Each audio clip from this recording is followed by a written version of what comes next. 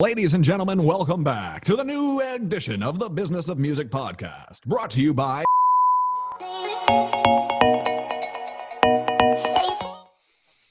We are recording, and this is the Business of Music podcast. What is going on, everybody? I know I start this the exact same way every time, but I don't really know what else to do. My name is Elliot. That's my business partner, James. James, what's up, man? Not much. It's a late night to be recording, but it is. We do have to come up with a new intro here. We got to get started. We got to get a sound guy. We need like a third person so that like when we say something funny, someone goes like bing, bing, bing, bing, or it's like, something, you know? Parks and Rec when they have the... Maybe it's some one level up from that. That might be good. Or maybe if we were comparing it to a Parks and Rec department of a perhaps Indianapolis, not Pawnee, maybe we might be in the right realm of things. But I guess, one thing I did want to do today is we do this podcast pretty much completely on the fly. We don't have any notes. We might have a topic or two in mind that we want to discuss, but that's pretty much it. So one thing I did want to correct about something I said about Eddie Van Halen. I said that he immigrated from Germany as a guess, and that was incorrect. He was Dutch. And second, I said I was trying to figure out what song of Michael Jackson's he did the guitar solo on, and I had guessed. I don't remember what I guessed. Yeah, I guessed Billie Jean, but that is incorrect. It was Beat It. And there is a great story I actually found about that incident. When he went and recorded that solo for Michael Jackson on Beat It, it became an incident because this was like in the early 80s, mid 80s, I think. So like keep in mind the technology back then was much different than it is now. He shredded a guitar solo so hard and so loud that the amp literally caught on fire. And like it was like oh shit, and they had to think about it. This was like probably one of the nicest studios in the world. It was Michael Jackson and Eddie Van Halen in the mid 80s. Like they were probably in one of the nicest studios in the world. And Eddie Van Halen ripped a guitar solo so hard on Beat It that the fucking amp caught on fire. And that has got to be one of the coolest rock stories of all time. I've never heard that before. That's now when this is over, go back and just listen to that solo on Beat It. And that's where that tapping technique that we had talked about, where Eddie Van Halen was the first person to do that on an electric guitar. He really shines that technique on that song, and right at the end where it goes I think that's when the amp caught on fire. And the rumor has it is that they did it in the one take, and that one take blew up the amp, and they're like, well, we have to keep this take, of course we can't not use this take, it lit the building on fire. That's the only one. We got to do that one. Yeah. And I mean, even so, there's no chance of recording after that. The amp is on fire, so he's done for that night. One of my favorite stories that you always tell is McCartney and the Beatles and the drummer, Ringo. Which one? Oh, that's a good... Ringo is a drummer. Oh, my goodness. Ringo is... So I love Ringo. Ringo is the man and a legend. And people forget, he had 2 or 3 number one hits that he wrote and did on his own after the Beatles. But Ringo, what a character. He is the most rudimentary, basic drummer. Wasn't there an interview and they asked him what it felt like to be the number one drummer in the world? Wait, what? Well, didn't he have an interview? Someone interviewed them and they're like, how does it feel to be the number one? Yeah. So, at the height of the Beatles, they were doing this interview, and some guy was asking the group, all 4 of them were there, and they were saying essentially well, so you guys are the biggest, most popular band in the world. You guys are the biggest musicians in the world. Ringo, does that make you the best drummer in the world? And then Paul McCartney leans over and just goes, he's not even the best drummer in the Beatles. There are stories of like the band would go in and do their like recording, and then like the drums would just like be slightly off. So like Ringo would be long gone and Paul McCartney would be like fixing the drums. And Ringo, he got in the Beatles in the first place because this guy named, I think his name is Pete Best. Yep, but I could be. That is okay. It so is. this guy, that guy fucked up big time. That's like the biggest whoopsie. That and the guy who like sold his 10% of Apple stock for $800 in like 1978. That guy and Pete Best are equal idiots, and literally lost out of billions of dollars, both of them.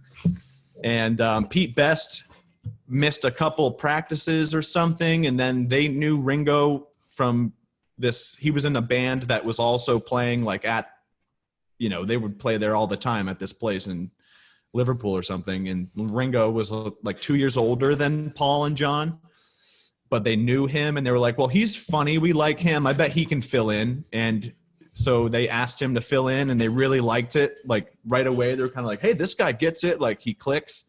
And just like that, they're like, well, we don't need, the best drummer in the world. We just need a guy to keep the beat. And Ringo was like, I'll do it.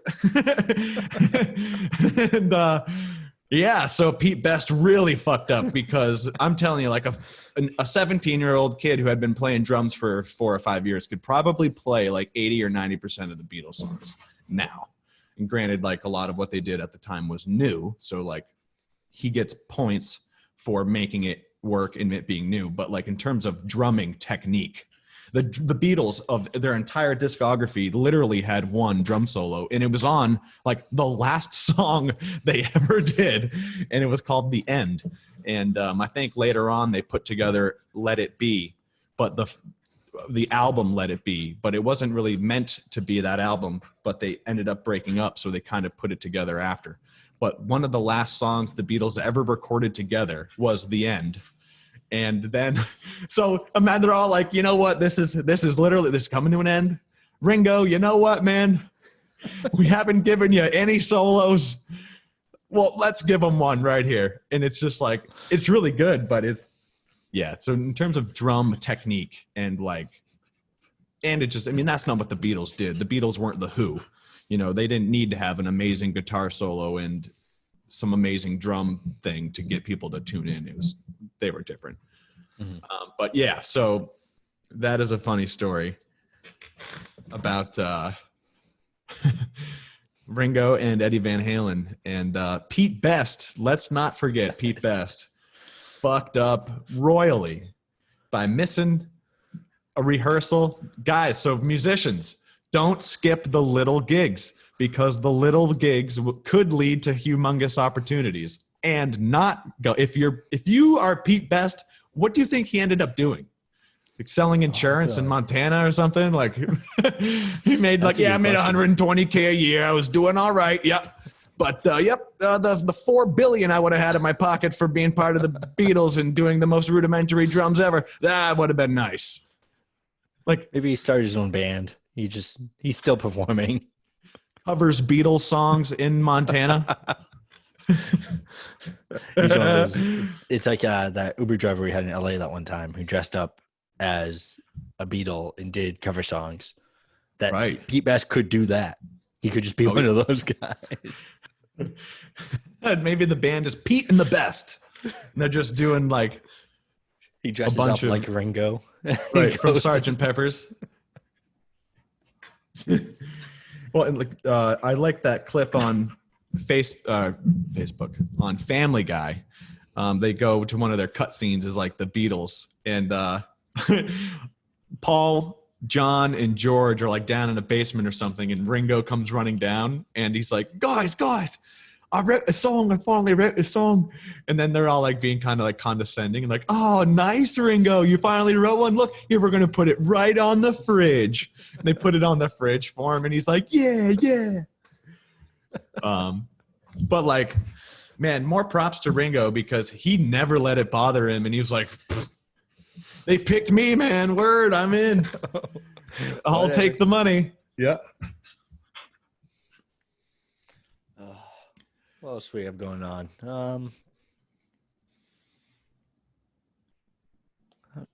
else is going on right now nowadays?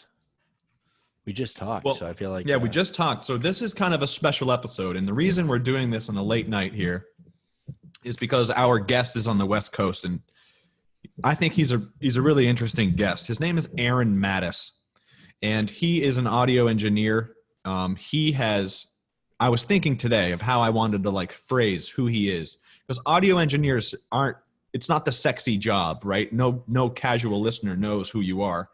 And I was actually thinking today that maybe the artists don't even know who he is, because if you're in a big like Universal or Atlantic Records, like the record might be recorded somewhere, then they give it to the engineer, and then they give it to the mastering guy. The artist might not have any idea. And that's something I wanted to talk to him about. But Aaron, I think he's probably in the top 1% of audio engineers in the world. I was really trying to think about it. I really think that's an easy statement. He's done hundreds of records. I was just going over it with James. Let's give the list of just who he's worked with recently. He has worked with ASAP Rocky, Super Duper Kyle, that guy, St. John, Brian Manuel, Rich Brian, whoever that is. He's got 4 million followers on Instagram. Labyrinth, who does one of my favorite well-written songs of all time, Jealous. That is such a fucking good song. Go listen to Jealous by Labyrinth if you're not having a good day. He's also done mixing for Max, that guy who out of New York. You might recognize him, but he's also done Hunter Hayes, Louth. So long story short, this guy has done a lot of mixing for a lot of different artists. And I think it's really worth it for our audience for us to get together here tonight and see what he has to say and see what kind of tips he can offer on if you're mixing your records at home. And I want to see like not necessarily his sales pitch, but like what is the difference between like doing it at your house and going to a nice studio? Like what is in that $300, whatever? Like, and I'm interested to hear, because I almost view engineers as like mechanics of a car. Like, yeah, I can see if the car is nice and if I like driving the car, but I don't know what made it run smoothly. I don't know what makes the turbo work. I just know it has one. He's kind of doing the things under the hood. And I want to hear his take on like if engineers or if musicians, is it worth skipping that step to save what nowadays is affordable? Like he's one of the best engineers in the world. And when I was working, he and I did maybe 20 songs together. And like, for those who don't know, I was a musician for a while, and like my music is okay, but I really like the process and like learning how to market it and learning these things from Aaron. So like when I worked with Aaron, I used to do my own mixing and recording from home, and it would sound okay. And like, I know we were talking about this the last episode with Brody. He was the engineer I was referring to when I was like, oh yeah, the first time I went to a professional engineer and really saw what he was doing, even if it was only to save time. This guy had every shortcut imaginable down. He was like a wizard. He knew exactly what he wanted to do with it. And he made it sound good. So not only did he save time, but he made the quality sound so much better. And it was one of those things where immediately I was like, wow, this guy knows what he's doing. Because I thought I knew what I was doing. Then this guy, I was like, oh shit. He really knows what he's doing. He's the type of guy that we tell people like, look, go to a professional. There's a difference. And even if you guys don't think there is, working with someone like him or another guest we'll bring on eventually, Landis, for example, working with someone like them compared to just using one of those auto master tools that's online for like $20, the difference is incredible. Even if you think like if you produce, you do everything yourself, giving it to someone like him makes, like, the first time you'll do it, I pretty much guarantee you'll never not do it after that. Yeah. Well, it's exactly right. Almost. Well, you're exactly right, because as a musician, you're very meticulous about like how your song sounds. And you're exactly right. Once you go and you get that finished product, it's hard to go away. It's just the same as I always bring up the example of selling hoodies. It's like if one time you go to a guy who manufactures the hoodie you want to make, and the first one he gives you is, you can feel it. Wow, this is really high quality, but like, this is exactly like, you can't then, even if it costs more, you can't then go back to some shitty version because you know what the best of your product could be. And then that's why, like, so much of what we preach is through example or through practice. Like, I tell you to focus on one song at a time and focus on your old music first, because I made 17 songs in a really, really nice really, really nice studio and spent a ton of money on mixing, mastering, and getting it all done. And I didn't think about how to market it after. And I put out a whole album and it all went to nothing. And if I had learned how to string this out, and it would have, I had 17 songs or something, it would have been better to have 7 that were really, really good and promote the hell out of them than it would be to have 17. Even if you took those 17 and promoted them, released one at a time, when you had the money to put behind it. It doesn't even have to be every 2 weeks or 3 weeks. No one knows. If you released one this week and you had money next week, cool. Number 2. And then didn't have money for 7 weeks, put out number 3. And what you're doing is creating the background and preparing so that when you do have the audience, you can release an album later on to people who actually care. And really, I don't know if I've talked about this recently, but albums aren't what they used to be. Albums used to be something that labels made because it was cheaper to get a lot of music on a CD and have to ship it out. You don't want to release one CD at a time and ship it out, and people don't want to buy and risk it every time. So they'd rather buy an album with 30 songs and hope they like 5. Right. Labels would rather sell an album because they could put 30 songs on it, and that's easy. That's get as many as you can on an album. Compared to now, we're really in a singles and EP world where they're not selling physical copies. There's no overhead to store it. It's no different than selling sweatshirts is what selling CDs was. It takes up space. It costs money. And you have to buy shelving space in these stores. And you have to produce the product. Yeah, you have to make it. So first you get the audio file. Right, yeah. CD Baby was such a big deal because they made the product. They're not doing that anymore. No one's doing that anymore. And so albums became a thing. People want an album. Oh, it's my first album. It's not the same anymore. I guess within 5 years, everyone who signs a record deal is going to sign to a certain number of songs, not a certain number of albums. Do you think it will be an amount of time? Not because your singles are getting shorter. They're getting shorter. I don't think. But like, this is a psychology we want reason. 4 hours worth of music, recorded music. Maybe from you, whether they're it's doing an album based or off of.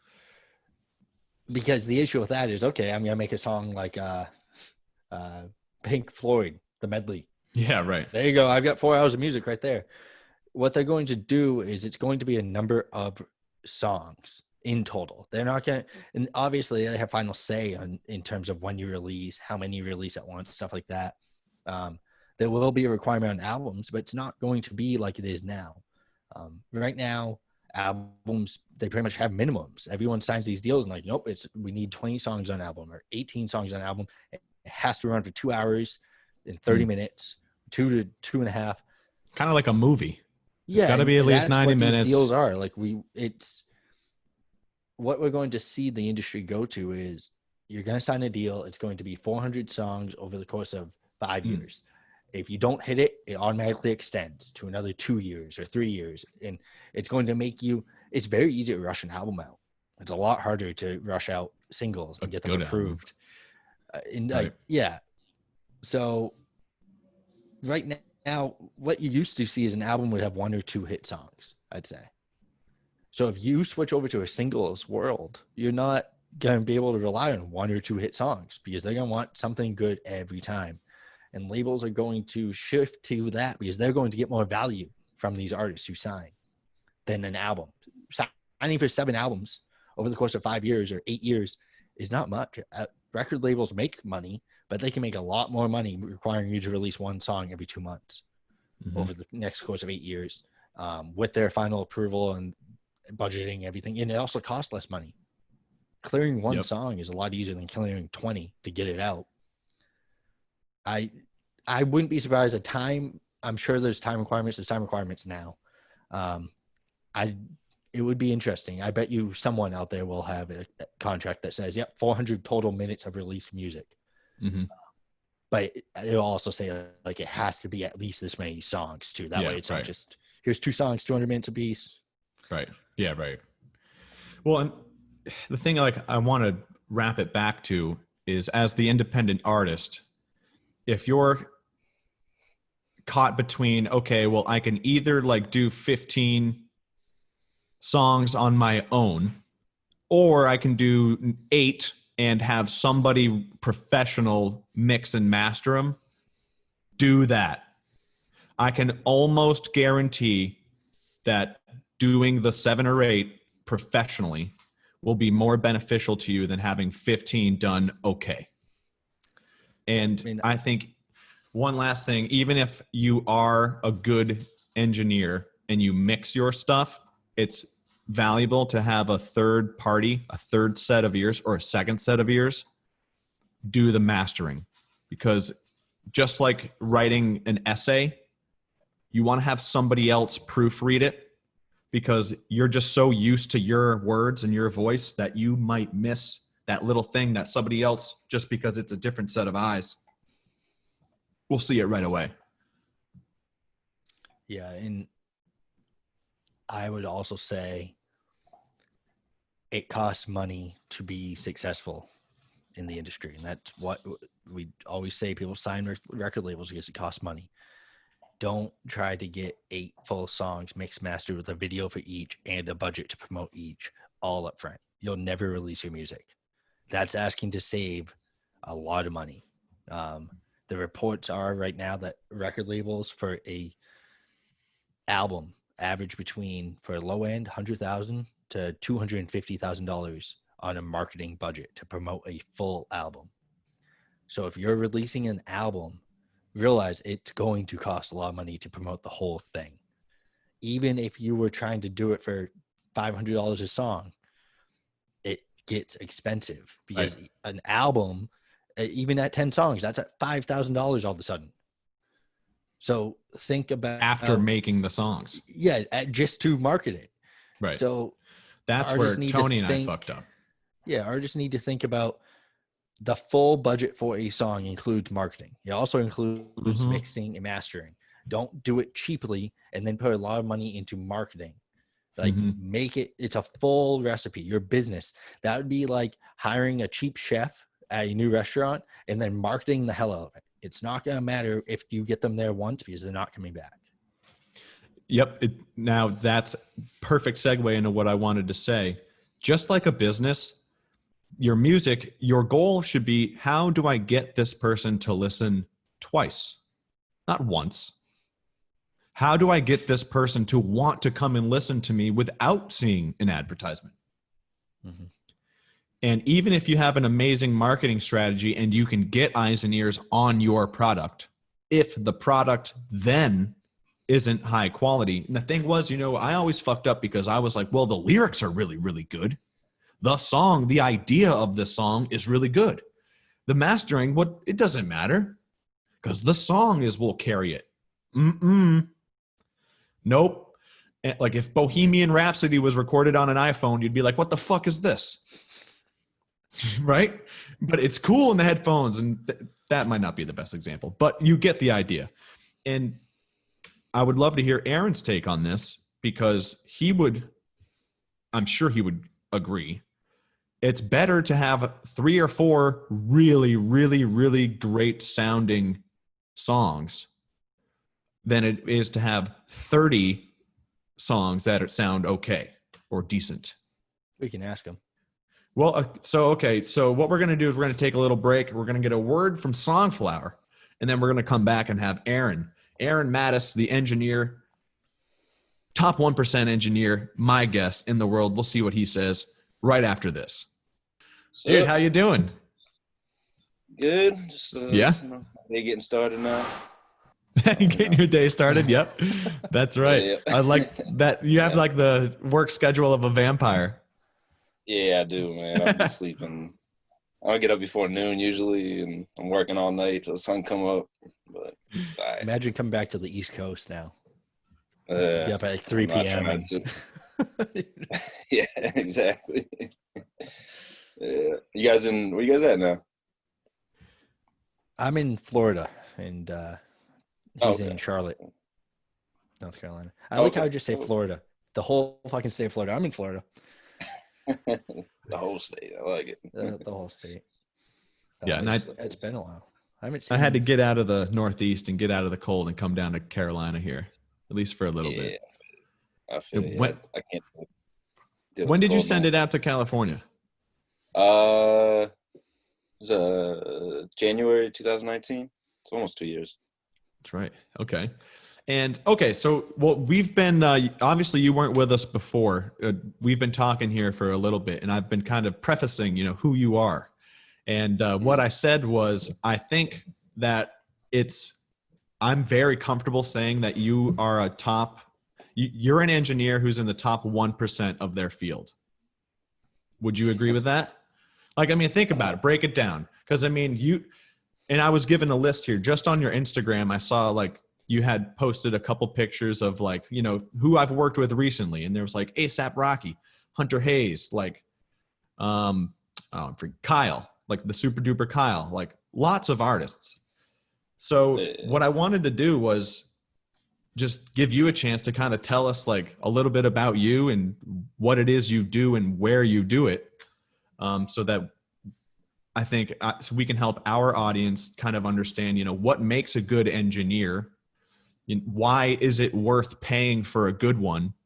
And I kind of gave my take from the musician side where I thought it's better to have, 5 or 7 amazing sounding songs than to have 15 okay ones. And I'm talking a lot, so let's give the floor to you. And yeah. Yeah. I agree with you definitely. Like quality over quantity for sure. At the same time, I think depending on the artist, sometimes it's their process just to like bang out songs after song after song and see which one hits. But they're not always the best that way. But yeah, as an engineer, I mean, so yeah, I've been out here almost 2 years in LA.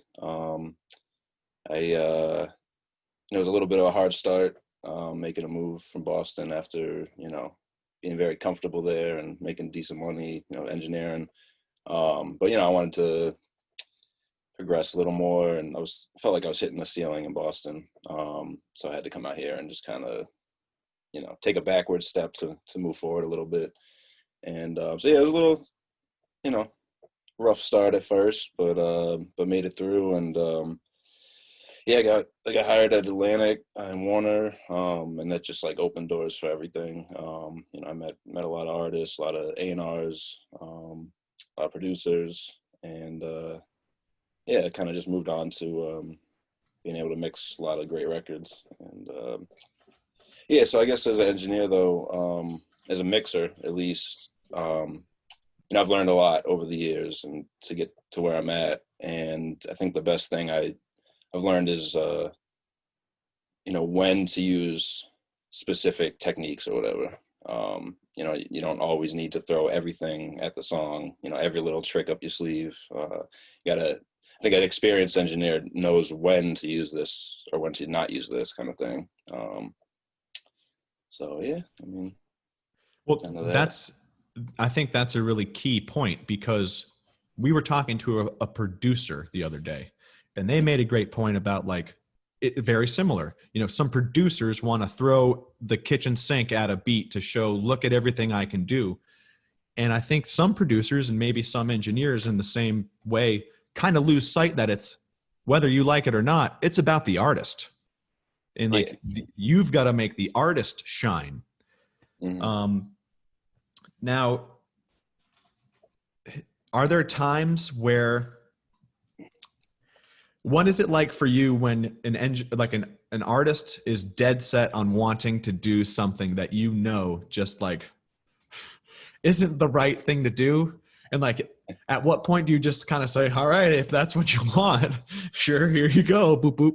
Or do you kind of just try to be like, hey, maybe do this, or are you there to be like, all right, if that's what you want, boom. Yeah. I mean, I try and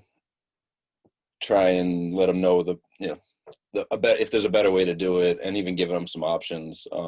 Sometimes there's just no way getting around it, and you gotta do what they want. Luckily, I think as you start working with higher caliber artists, or at least like when you work with them more frequently and you build a relationship with them, they begin to trust you. And even though they might not agree with it, at least they'll sit there and listen to it, listen to your idea.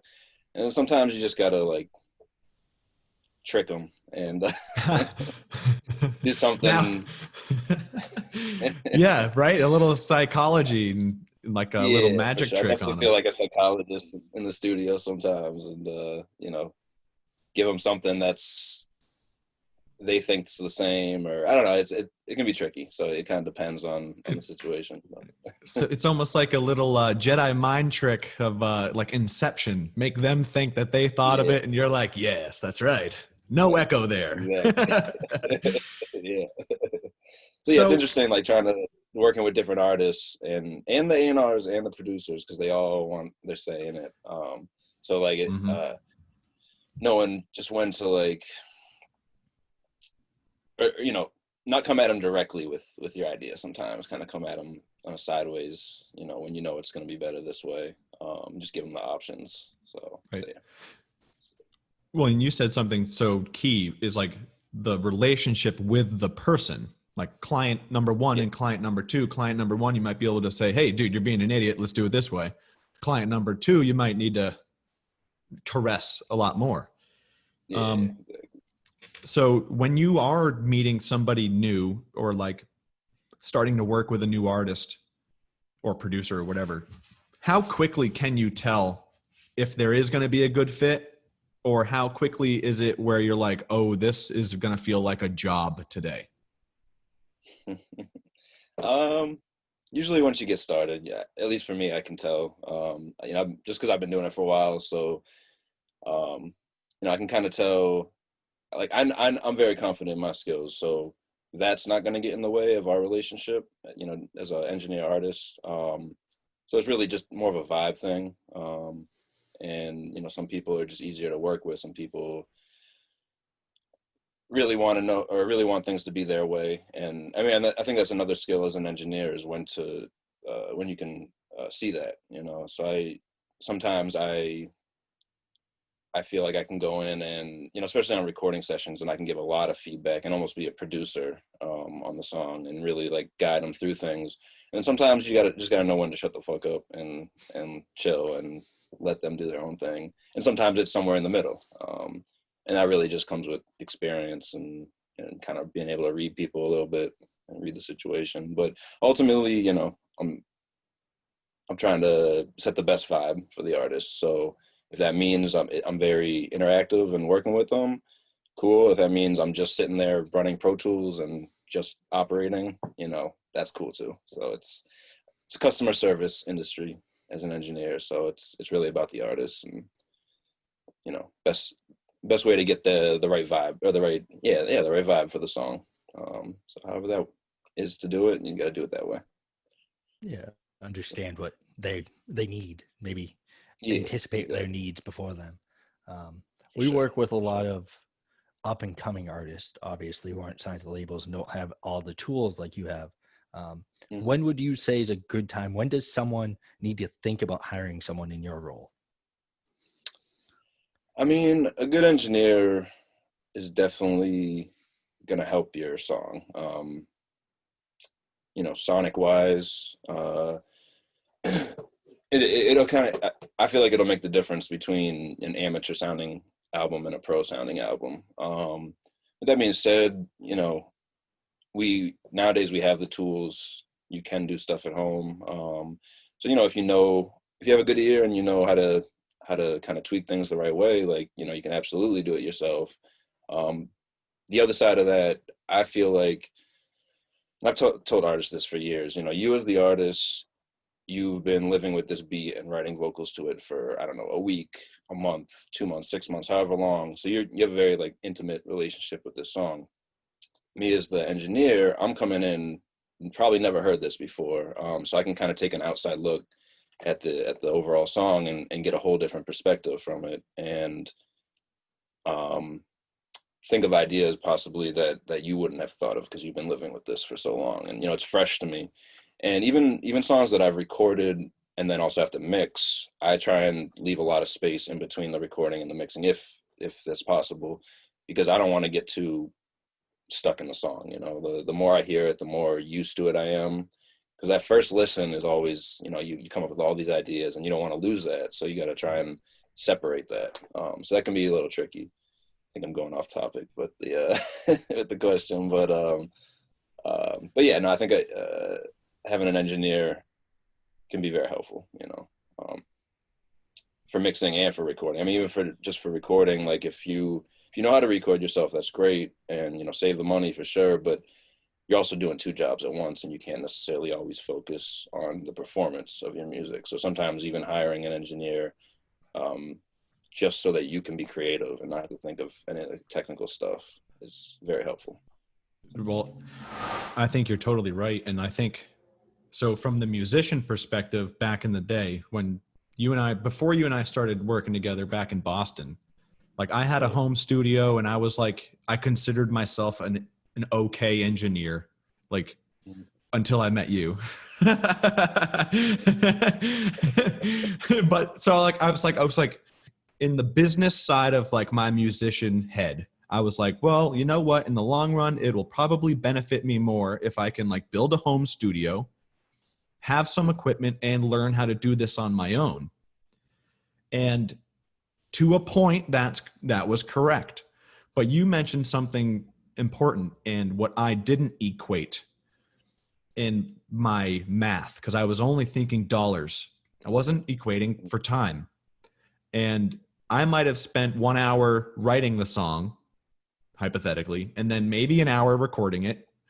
But then I would spend 6, 8, 10 hours on mixing it down because, one, I'm the musician. I'm not an expert mixer, so I don't necessarily know what I'm doing. And I'm like, it can always be better. I don't know when this is done.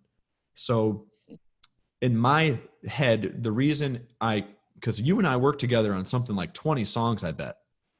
And the reason I kept paying for a top tier engineer was not only was my product so much better, but I saved 6 hours per song.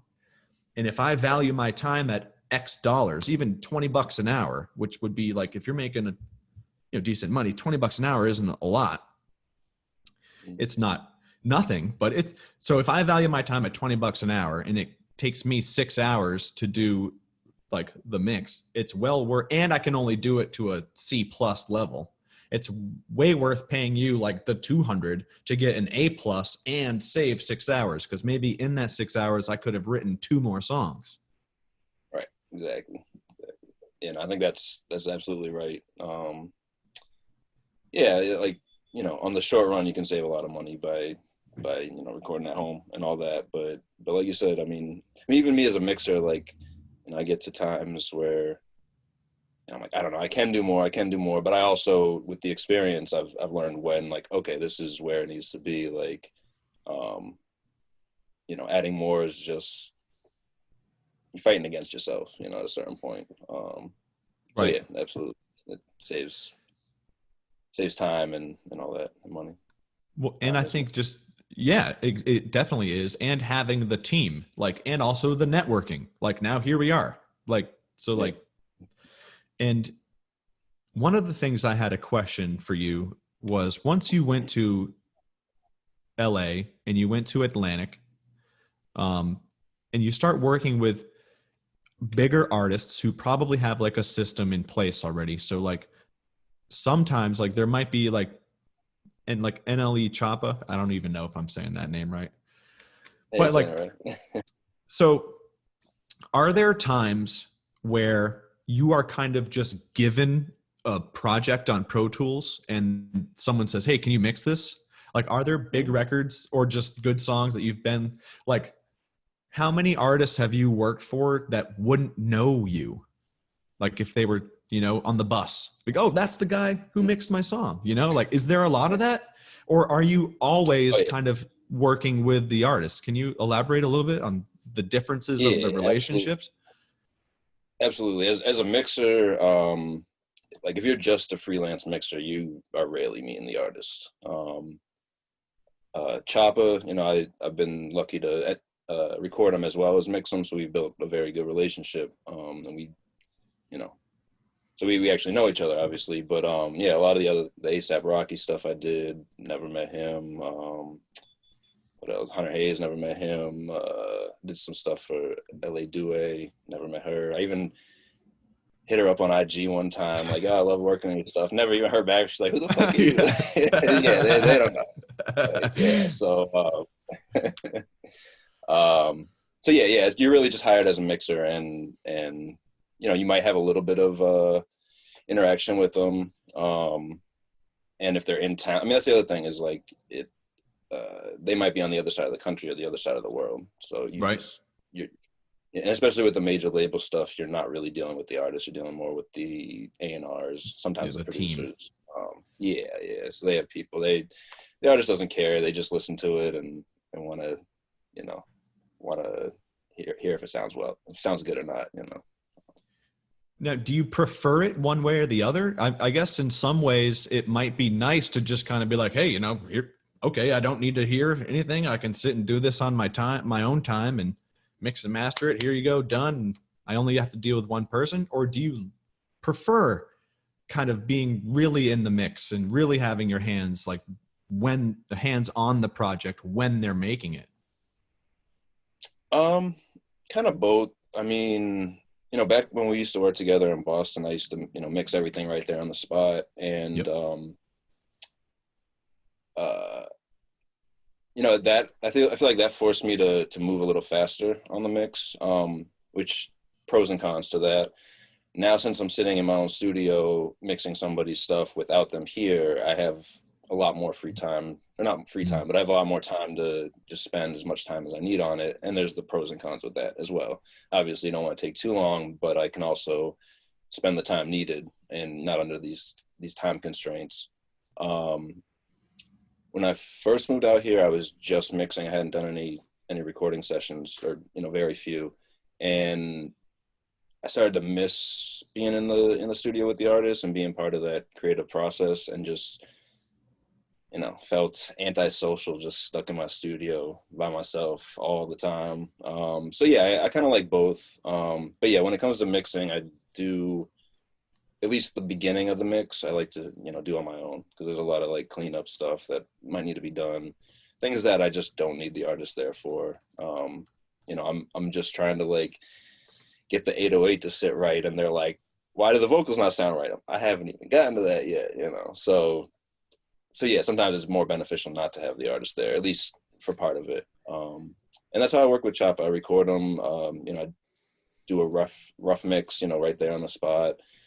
Once it's ready to be mixed, I get all the stems, and then I spend time, a few hours usually working on the song before he even takes a listen. Send out a couple versions. He might give me some notes, and then sometimes he'll stop in the studio just to sit down with me and tweak a few things. It's kind of good both ways, with them or without them. Now, when it comes to you getting paid, are you usually paid up front, or do you take a percentage? Does it depend on what you're doing for the song? Some producers I know take upfront payment and percentage of 15, 20, 25%. What is a normal engineer's payment like for an artist? For indie artists, I still work with a bunch of indie artists. Unless, I've built a relationship with them already, I do try and get a deposit, and at least get some of it up front. Especially like, people hit me up on IG still, and, for mixes, like people I don't know. So, just gotta, it can be risky. But the label stuff, that's all like legit. So basically you get the mixes, send them out when you're done, do any updates that you need to, and then invoice them for it. And that could take some time to get paid for, but they pay you. So, and then, it varies, obviously I can charge a lot more to the labels because they got a lot more money, and a little less to indie artists, trying to help people out. And, there's a lot of good music, a lot of good artists that aren't signed to a major label and don't have that backing, that budget to pay, a higher mix rate. But yeah, it definitely gets up there when you're with the labels. So, and then there's levels to that, the big mixers that are out here charge thousands of dollars per mix and do like thousands of dollars per mix, do them few a day, have, assistants working for them. And, so yeah, it's definitely a lot of levels to it. In terms of like your business, like your personal business, do you have kind of like a vision of what you want? Do you want to kind of be like that kind of guy who has assistants? Kind of like, do you want to have your own company and own like recording house? Or are you like pumped to be where you're at and be an integral part of what's going on at this record label? I mean, so I don't just work for Atlantic. As a mixer, I'm technically freelance. And since the whole quarantine started, they've kind of scaled back on the recording side of things. They have, a bunch of studios here in Hollywood, and they're not doing as much. So, I work for all the different labels. So yeah, ideally, yeah, I am doing what I want to do, freelance mixer. I wouldn't, I have my own little studio here in Hollywood, and it's great. I don't do any recording here, but yeah, eventually I'd like to maybe have a studio where, a specific mix room and as well as a recording room. And yeah, I mean, I do have an assistant now, just because I've been so busy. Hell yeah. Recording all night long and then mixing all day long. So I need help to like, mix prep. But again, going back to what we spoke about earlier, the more you hear the song, the more involved you get with it. So, if it takes me an hour or two to prep the mix, I've heard the song so many times at that point, so I lose my focus on it. So I hire somebody to kind of set it up the way I like. And yeah, if it's a song that I recorded, for a lot of the Choppa stuff, it's a lot easier to set up. But I do get sessions from other artists that, I've never, have other engineers, and I've never seen the session before. And it just takes time to go through everything and organize it, get things color coded, so that when I get to the mix, I can move as fast as possible. So yeah, having an assistant definitely helps. I don't have 5 assistants like other engineers, other mixers. Which would be nice. One for each color code. Exactly. Yeah. Well, I mean, it's like your story is really cool from like kind of like, because I know you kind of started as like an apprentice somewhere, like, or right, or were you just kind of came out here? No, just like in general, like for what, like when you were getting started, like how did you end up getting into cyber sound? Like your dad was an engineer, right? Yeah, my father's an engineer. You kind of grew up around it, and awesome. And yeah, how did I get to cyber sound? I think when I was like 18, I started working for this DJ company in Boston, and one of the other DJs worked there, and he's like, "Oh, you trying to be an engineer? Let me hook you up over there." And yeah, I started interning, and before I finished school, I started engineering there, and that just kind of took off. So yeah, it just kind of knowing people. I think that's the best thing, to be successful in our industry is relationships. Big time. Like you can be the best person, the best engineer, the best artist, the best producer, the best whatever in the world, but if you don't know the right people or know somebody that knows the right people, it kind of doesn't matter, Like I was doing my thing in Boston, I had to come out to LA where I knew some people, but not nearly as much as I did in Boston. And that was why it was kind of a slow start. But as I started meeting people, things started taking off. And I mean, actually, that's how I got my job at Atlantic. One of my old interns at Cyber Sound, I randomly ran into him out here in Hollywood and exchanged numbers, never spoke again. One day he just randomly texted me. He's like, "You want a job at Atlantic?" Yes. And the rest is kind of history. So be nice to your interns, be nice to your runners. Right.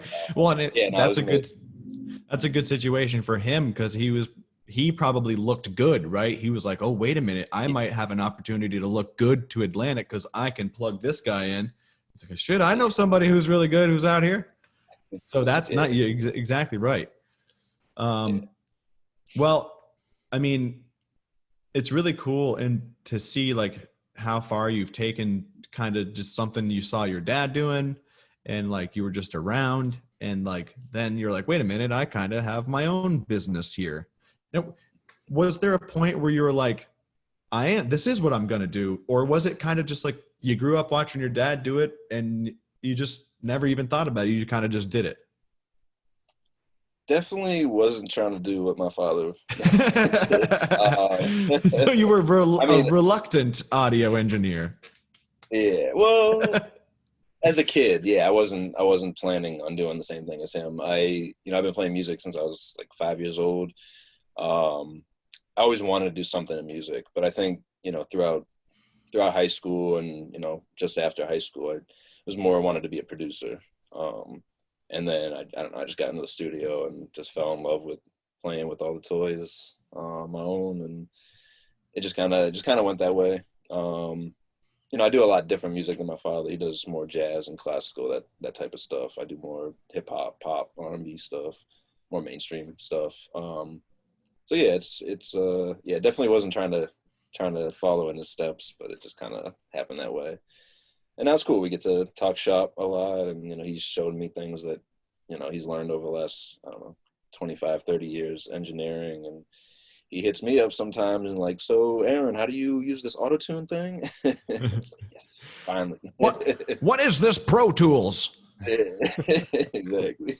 Do they have amateur tools I can start with, or do I have to go pro? Exactly. You gotta go pro, man. You gotta go pro. And then they look it up, $300 or whatever. I don't even know how much it is now. What do you mean $300? $300 for Pro Tools. That's pretty funny. Yeah, it's cool, though. I mean, I'm sticking with my guns. I think you're top 1% of what you do. So we'll leave you here with a nice softball question. Ready? So what we're going to do is it's almost Halloween. Mm-hmm. So I want to hear some of your best Halloween costumes. Like ever. That you've already worn. Not that you have for this year. Not an idea. Something you've already done. I feel like you could put together a hell of a Conor McGregor costume for this year. If you're looking for an idea, you could do it. Get a bunch of fake tats, grow out the beard a little bit from here to Halloween. You got 2 weeks. You could do it. Time, man. We can make it happen. Do you have an Irish accent? Years. Do I have it? Nah, I'm terrible with accents. You got it, though. I know you got the I bet if you give me from now to Halloween, I could put one together. I think you could, yeah. Man, I don't know. I haven't dressed up in years. I end up working most of the time, to be honest. I can't even remember the last time I dressed up for Halloween. I don't know. It's a whack answer, but I thought Elliot was going to ask you if he was in your top 3 ever recorded. Yeah. Okay, so but I do have a question though, because I bet there's one song you remember us recording because we were like, all right, man, so we're gonna try something new. We don't know how it's gonna go, but just bear with us and like let us. And we did this like this like wannabe like anthem like halftime show song. And do you remember? You've done hundreds of songs, and if you remember this, then that's. I do. I can't remember the name of it, but I do remember. Yeah, it was like really heavy drums, boom, boom, go, go, boom, boom, go, go, boom, boom, go, go, boom, boom. And then it was like, da, da, da, da, da. Yeah, oh man, it was really bad. But we were like, oh, dude, this could be like on Monday Night Countdown. Like they could put this on ESPN or something, dude. I think it was called like Halftime Show or some shit. But like, so that just goes to show. And you don't remember it because it was an amazing song. You remember it because you're like, oh, what are these fucking guys doing? As long as they pay me. We had so much fun in the studio, though. Man. We always had a good time. So. Oh, we always had so much fun. And the best part about working with you is like if we ever like brought somebody with us, or like if somebody else was at the studio, like if they were like talking or like fucking dicking around in the studio, you would always be like, hey, can you shut the fuck up? And then they were all like, oh, that's right. Like they take this shit serious. And I was like, thank good I didn't need to say work, man. Yeah, right. I'm trying to fucking work. Take the goddamn conversation outside. We got lounges for that. Yeah, right. There's a couch out there if you want to gossip. Yeah, exactly. Yeah, I still get that even out here, and people like to talk and bullshit. Sometimes I just throw headphones on at this point and say, "Fuck it, I'm not gonna yell at you anymore. I'm over it." Right. It's like, yeah, if you want to pay me for 6 hours of time and you want to dick around for 2 of them, it's on you. I'm getting paid the same either way. Money. Right. Well, Aaron, man, it's been great to like reconnect and chat with you about engineering. And do you have like a website, or where should people reach out to you? Just on Instagram? Yeah, on Instagram, Aaron Mattis Mixing, my Instagram, and I did set up a website. It's have to work on it a little bit. It's not great. I'm working on it, but all right. But yeah, same thing. AaronMattisMixing.com. Oh yeah. But yeah, and the email AaronMattisMixing@gmail.com. So yeah, you can reach out to me for any of those spots, and yeah, I'd love to work with some of y'all. Hell yeah. Well, he is my recommendation for an audio engineer. Aaron kills it. Dress up as Conor McGregor this year. I'll send you a thing of his whiskey. I've heard it's not that great, but I'll send you a fifth of it or something either way.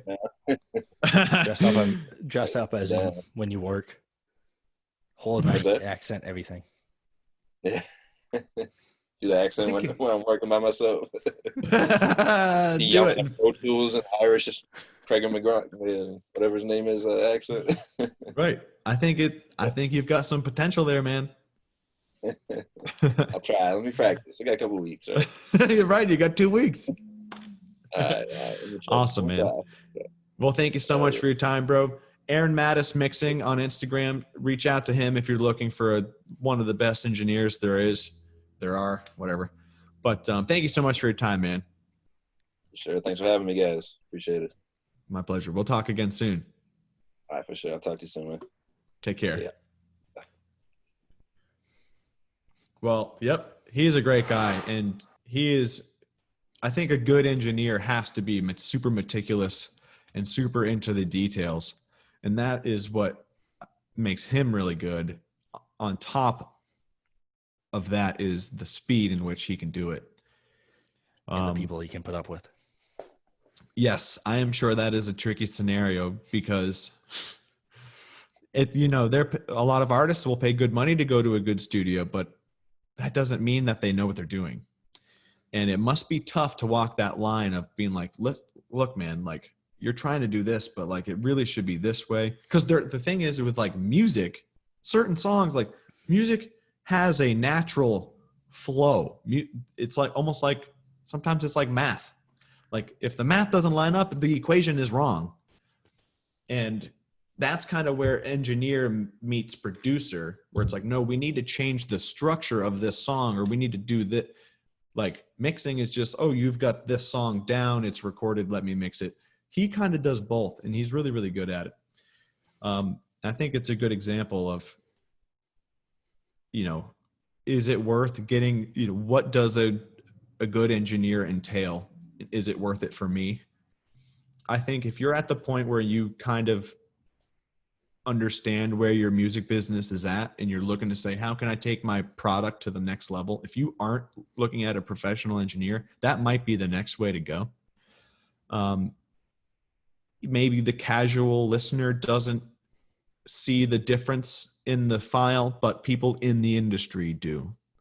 People who know what they're doing do. And if that great mix can take a song from a B+ to an A-. That could change your career, really.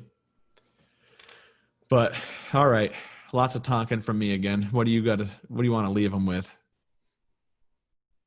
I thought that was a good ending point. I've got nothing to add to that. You've done it more than I have. And I mean, I guess if any artist is suspicious, that's not the word I want. If they're questioning the benefit, skeptical, that's it. If you think that you can do it the best, you can't, and you should at least give someone else a try, even if it's just once. And even if you think you were just as good, other people won't agree. Like Aaron said, you get so involved with that song, you're into it too much. You can love a song because you put so much time and effort into it. There's a lot of psychology out there based on anything. If you put time and effort into anything, you're going to support that and defend that thing more than another person would. You'd be more hesitant to make changes to that thing. Elliot and I talk a lot about even just radio edits, asking people to cut down an intro, and people don't want to because they're obsessed with it. But ultimately, if it's someone else needs to come in and tell you that, or else you won't be able to take that next step. And if you ever do find a manager or label who wants to work with you, they're not going to want to work with you for long if you're not willing to at least listen to other people's advice. Right. And I think you can know your song better than anybody, or the idea of your song. I think a lot of musicians might be like, well, I know my idea better than anybody. True. But this engineer, a good engineer, will likely know how to make your idea sound the best it possibly can. And a good engineer doesn't necessarily go in and fuck around with the structure of your song or the words. They just want to make sure that the beat and the words go together and sounds good on a phone and a computer and your headphones and a car. It's very important. And I mean, he's top of the line, and he's like $250, I think, for like a mix and a master. I'm sure it's more now. It might be more now, but when I was doing it, it was like $200, and he's top of the line. So get like you can get a B+ engineer for $150. I'm telling you right now, your money is better spent on getting 8 great sounding songs over 15 that you did on your own. I'm telling you, I did it myself. I had to swallow that like little bit. I don't even know if it was pride. I was just caught in my ways. I thought I was doing the right thing, but there are like, as the musician, it's great if you can mix and master your own stuff, but like really, like as the musician, like you want to be the creative. You want to be making the song, not spending your hours editing it. Like you said at the beginning, it's not about getting them to listen once. It's getting them to listen a second time. And you can market the hell of a song, but if it's not good and it could have been better, it can be good, but it can be better. And for example, if someone hears it in their car compared to their headphones the first time and it's not impressive, they're not going to give it a chance on their headphones. Or if they hear it on their headphones, like, ooh, let me hear this in my car and let me hear it. And it is off. That's it. You've pretty much sunk your marketing money and just wasted it because you got those ears on it, but they didn't give it that second opportunity. Well, you just said something key where it's like, oh yeah, it's good, but it could have sounded better. That's what irritates me now, because I listened to records that I did back 5 years ago now.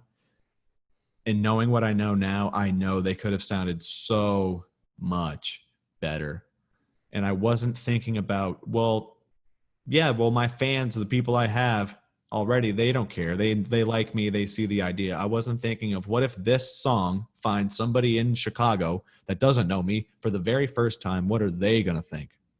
What is a record label? What if the president of Interscope happens to hear this song and they can tell that I recorded it in my basement using GarageBand with a mic like this? Even the thing is, there's a point, right? Okay, you can see the talent, no doubt, but like, the quality of the product is so important. I don't care how good your logo is on that hoodie. If that hoodie fits weird or it shrinks after the first time, I don't care how good the logo looks. It's kind of similar. I agree. Okay, so if you are interested in learning more about this, subscribe to our YouTube channel, find us on Instagram, and sign up for our newsletter so you can get more information about this. Follow Aaron Mattis Mixing on Instagram and reach out to aaronmattismixing.com so you can find a professional audio engineer, or I'm sure he'll give you some pointers as well. But yeah, I think this was a great podcast, definitely worth us coming on late and getting a beer or two, talking to a professional audio engineer over at Atlantic Records in Los Angeles. My name is Elliot. That's James. This has been the Business of Music podcast.